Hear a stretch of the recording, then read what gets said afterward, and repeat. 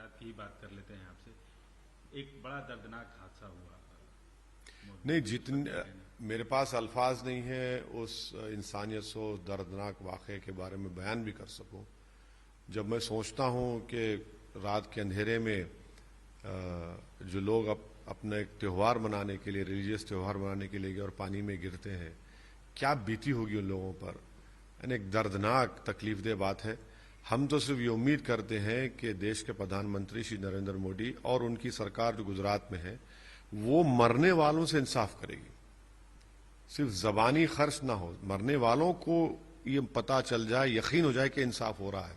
आप एक टिकट बेचने वाले को केस बुक करते हैं, ये क्या है भाई? उसको बनाने वाला कौन, उसको क्यों टेंडर दिया गया, और बगैर उसका फिटनेस हुए किसने कह दिया कि जनता उसको इस्तेमाल कर सकती है?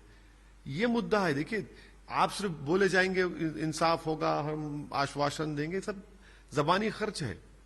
पीड़ित परिवार को यकीन होना चाहिए कि मैंने अपनी मां को, अपने भाई को, अपने बाप को जो खोया है उसका जिम्मेदार कौन लोग है और उसको सजा मिलेगी। एक्सग्रेशिया से तो जान वापस आने वाली नहीं है। इंसाफ करने से उनको इत्मीनान होगा कि हाँ, जिन्होंने गलती की उनको सजा मिलेगी। बीजेपी ये कह रही है कि ऐसे मौके पे दीगर पार्टियां ऐसे मौके पर नहीं कोई, मैं लाशों के ऊपर सियासत नहीं करता हूं, ना करूंगा कभी। 40 लोग गुजरात में नकली शराब पीकर मर गए, कौन जिम्मेदार है उसका बताइए? सरकार ही तो जिम्मेदार है ना। अब सरकार से जब हम सवाल करेंगे, उनसे पूछेंगे कि इंसाफ करिए, तो इसमें राजनीति कहां हो रही है भाई? अगर आप बगैर सर्टिफाई करे ब्रिज पे चालू कैसा हो गया, और उस ब्रिज को बनाने वाला प्रेस कॉन्फ्रेंस करके कहता है कि हमने बनाया है और अब उसको ये सब ठीक कर दिया है। ये सरकार की जिम्मेदारी है ना। जो लायबिलिटी तो सरकार पर आएगी, तो सरकार से ही बताना पड़ेगा कैसे उन लोगों की मौत हुई है। सर, 2 डिस्ट्रिक्ट हैं चुनाव से ठीक पहले, हालांकि पुराना नियम है कि जो पड़ोसी मुल्क हैं, खासतौर से अफगानिस्तान, पाकिस्तान और बांग्लादेश, वहां की जो माइनॉरिटीज हैं, 2 जिलों के कलेक्टर्स को ये देखिए, ये समझ गया मैं। ये पहले से ही तो गुंजाइश है, उनको लॉन्ग टर्म वीजा देते हैं उनको, उसके बाद सिटीजनशिप मिलती है उनको। ये तो कौन सा नया काम कर रहे हैं?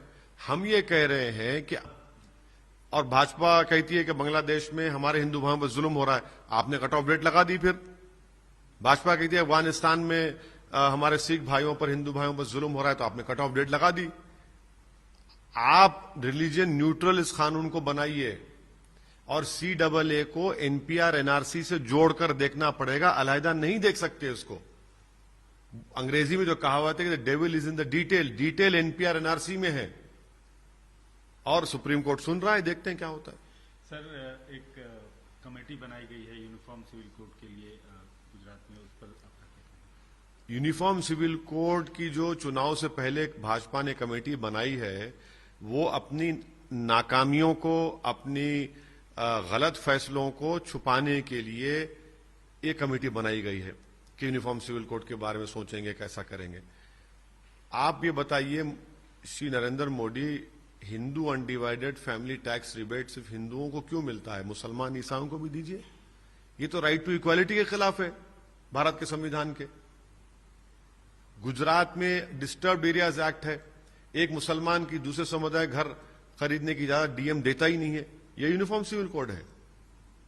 कोई धर्म परिवर्तन अगर करना चाहता है गुजरात में तो इजाजत नहीं मिलती, ये यूनिफॉर्म सिविल कोड है। क्या डायरेक्टिव प्रिंसिपल इस संविधान में आर्टिकल 39 नहीं है, जिसमें कहा गया कि देश की पूरी दौलत को सब लोगों में बराबर बांटा जाए? आज देश की 60% दौलत कितने परसेंटेज लोगों के पास है बताइए आप? तो ये है अपनी नाकामियों को छुपाने के लिए यूनिफॉर्म सिविल कोड, और कुछ नहीं है। एक सियासी पार्टी है आम आदमी पार्टी, वो भी गुजरात में आजकल काफी सक्रिय है, और उनके मुखिया ने बोला कि नोट पे गणेश लक्ष्मी की तस्वीर लगाई जानी चाहिए। इससे ये जो लीकर स्कैम में इस पार्टी के लोग जो पकड़े गए हैं, वो कौन सी नोट ले रहे थे? उनके एक मंत्री जेल में है, वो कौन सी नोट का इल्जाम उन पर लगा है? तो ये मुख्यमंत्री देश को बता रहे हैं कि सिर्फ नरेंद्र मोदी हिंदुत्व आइडियोलॉजी पर नहीं चल रहे हैं, मैं भी उनसे तेज चल रहा हूं, उनसे आगे बढ़ना चाहता हूं। वही तो कंपटीशन हो रहा है कि कौन हिंदुत्व की आइडियोलॉजी पर ज्यादा चलेगा। नोट पर तस्वीर लगाना किसी रिलीजियस के, उस पर देखिए आपकी क्या राय? नहीं, देखिए 2010 में आरबीआई की एक रिपोर्ट है जिसमें कहा गया कि सबसे बड़ी पर्सनालिटी इस देश में महात्मा गांधी की है, उन्हीं की फोटो होनी चाहिए। उस रिपोर्ट को लेट अरुण जेटली साहब जब मिनिस्टर थे, उस वक्त एमपी होते थे हमारे दोस्त कीर्ति आजाद साहब, उनके सवाल के जवाब में उन्होंने कहा था कि मोदी सरकार उस रिपोर्ट को मानती है। मद्रास हाईकोर्ट, एक और हाईकोर्ट ने एक पिटीशन को रिजेक्ट कर दिया कि जो मांग कर रहे थे कि और पर्सनालिटीज की फोटो हो। मैं नहीं चाहता बहस मुसलमान कि हमारे मुसलमानों के मुकद्दस फोटोज लगाए जाए। अरे भाई क्या वो रोड सिस्टम कहां नहीं रखते, किधर किधर नहीं रखते लोग नोट। ड्रग्स के लिए इस्तेमाल होता है, महिलाओं के अत्याचार के लिए, क्या क्या गंदगी है पूरा वो। तो ये सवाल ये है कि ये आइडियोलॉजी की लड़ाई है और हिंदुत्व की आइडियोलॉजी में ये बताना चाह रहे हैं कि सिर्फ नरेंद्र मोदी नहीं बल्कि हम भी उनसे आगे हैं। सर अब थोड़ा हैदराबाद की बात कर लेते हैं। राहुल गांधी यहाँ पर भारत जोड़ो यात्रा में हैं, अभी मौजूद हैं। आज उन्होंने 4 मीनार से काफी इमोशनल भाषण दिया और अपने पिता का जिक्र किया कि वो यहाँ आए थे। उस पर आपका क्या कहना? किसकी सरकार थी जब? क्या हो रहा था हैदराबाद में? जब क्या हो रहा था? यहां पर हिंदू और मुसलमान एक दूसरे को मार रहे थे, वो भूल गए क्या? ठीक है, अच्छा है, सद्भावना करिए, होना चाहिए सद्भावना, हमको इतराज नहीं है उसका, करिए। उस भारत जोड़ो यात्रा को कैसे देखते हैं? अरे मुझे क्या करना है? एक राजनीतिक के तौर पर। अरे मुझे क्या करना है? अरे मुझे क्या करना है?